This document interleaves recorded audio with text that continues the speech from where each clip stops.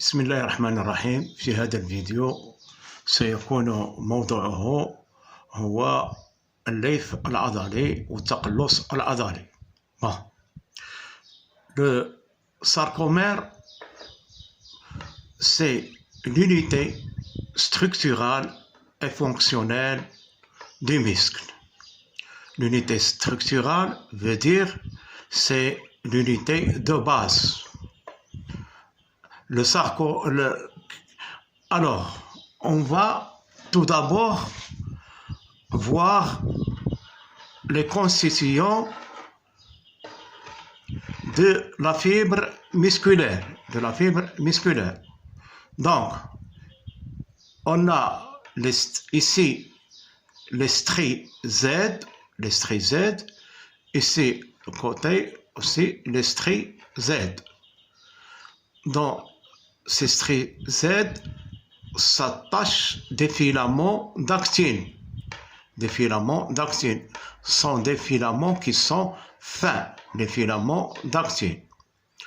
Au milieu, on trouve les filaments de myosine. Les filaments de myosine sont épais et se trouvent au centre. Donc, le sarcomère limite le strie Z et le strie Z. C'est l'unité structurale et fonctionnelle du muscle, de la fibre musculaire. Alors,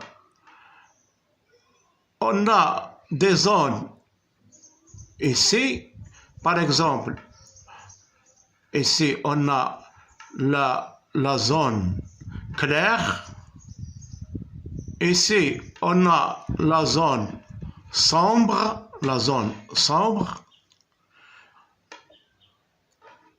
Ici, au milieu, on a la bande H, voilà. Ici, on a la zone claire, qui contient uniquement les filaments d'actine. Dans la zone sombre, on a des filaments de myosine qui sont intercalés entre des filaments d'actine. Actine, myosine. Entre ces deux extrémités, on a la bande sombre. Donc, bande H contient seulement la bande claire contient seulement les filaments d'actine qui sont fins. Ici, dans la zone sombre, on a les filaments d'actine et de myosine. Dans la partie où se trouvent seulement les filaments de myosine, ici au centre, on a une zone, c'est la bande H. Donc, comment ça se fait? La contraction musculaire se fait par le rapprochement des filaments d'actine au centre. Mais par quoi? Par les filaments de myosine. Les filaments de myosine restent fixes. Ces filaments de myosine contiennent des têtes de myosine. Alors, ces têtes de myosine vont se fixer dans les filaments fins d'actine et vont les retirer au centre, comme ça. Les têtes vont se fixer et vont ramener les filaments d'actine. Ce sont les filaments d'actine qui bougent. Les filaments de myosine restent fixes. Alors, qu'est-ce qui va se passer? Les stries Z se rapprochent. Le sarcomère se rétrécit. Alors, il était comme ça, puis il s'est rétréci. Les filaments d'actine se rapprochent. La bande H se rétrécit. La bande H se rétrécit. Mais la bande, ici, la myosine, les filaments de myosine restent dans leur place. Veut dire la zone sombre ne change pas.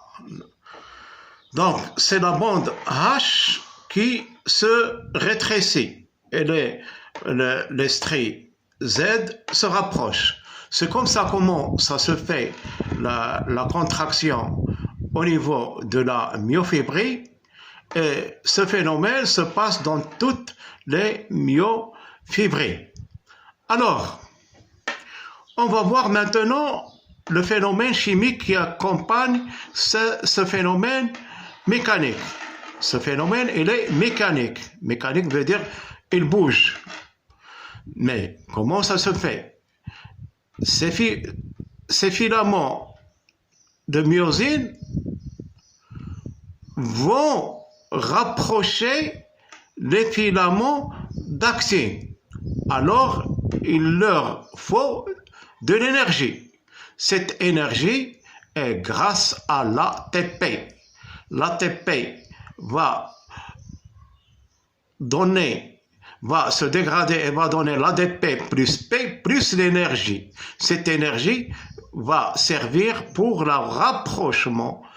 rapprochement des filaments d'actine. Les têtes de myosine tournent et font rapprocher les filaments d'actine grâce à l'énergie libérée par l'ATP.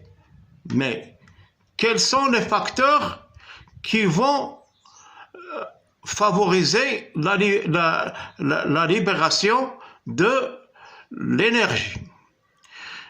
Dans la cellule musculaire, il y a le sarcoplasme. Dans ce sarcoplasme, il y a des ions calcium. Ces ions calcium vont être libérés, mais seulement s'il y avait une excitation nerveuse qui arrive dans la cellule, dans le sarcoplasme, elle va libérer les ions de calcium. Ces ions de calcium vont libérer des zones, les zones où vont se fixer les têtes de myosine. Ces zones vont être libérées. Il était caché, mais les ions de calcium vont libérer ces zones où vont se fixer les têtes de myosine qui vont par la suite rapprocher les filaments fins d'actine. S'il n'y a pas de calcium, ces zones ne vont pas être libérées et il n'y aurait plus de fixation de têtes de myosine. Et les têtes de myosine ne vont être ramener les filaments d'actine que grâce à l'hydrolyse de l'ATP. L'ATP va donner l'ADP plus PI et va donner l'énergie pour ce rapprochement. Alors, l'ATP, il n'y a pas de réserve dans la cellule pour l'ATP. L'ATP doit être renouvelé d'une façon continue. Il n'y a pas de réserve. Mais comment cet ATP va être renouvelé? Tout d'abord, quand un sportif fait un exercice, tout d'abord, dans les premières secondes, il y aurait libération de l'ATP. Mais cette ATP est libérée par la phosphocréatine. La phosphocréatine qui va libérer un P qui va se fixer sur l'ADP et va donner l'ATP. C'est le premier renouvellement de l'ATP. Mais il y a, en absence d'oxygène, et il n'y a pas de libération de l'acide lactique. C'est une fonction analectique. Sans dégagement de l'acide lactique. Donc, la première chose dans les premières secondes, c'est le renouvellement de l'ATP se fait par la phosphocréatine. Après, il y aura, quand la phosphocréatine est finie, il n'existe plus, il n'y a plus, il est libéré, il y aura un autre modèle de renouvellement, c'est par la fermentation. Et cette fermentation se fait en absence de l'oxygène et il y aura libération de l'acide lactique. L'acide lactique, quand il s'accumule dans les muscles, il va faire des douleurs, des courbatures. Alors, il y aura formation de 2 ATP qui vont prendre le relais pour le renouvellement de l'ATP pour la fonction mécanique. Après, le sportif fait des mouvements courts, il y aura renouvellement de l'ATP par la respiration, veut dire en présence d'oxygène, il y aura utilisation de l'oxygène, consommation de l'oxygène et renouvellement de l'ATP d'une quantité énorme qui va servir pour continuer le chemin du sportif. Alors, la dernière chose qui arrive, c'est la respiration. C'est la respiration cellulaire, c'est la respiration qui dure longtemps. Donc, on sait que l'ATP, il n'y a pas de réserve de l'ATP dans la fibre musculaire. Qu'est-ce qu'il y aurait?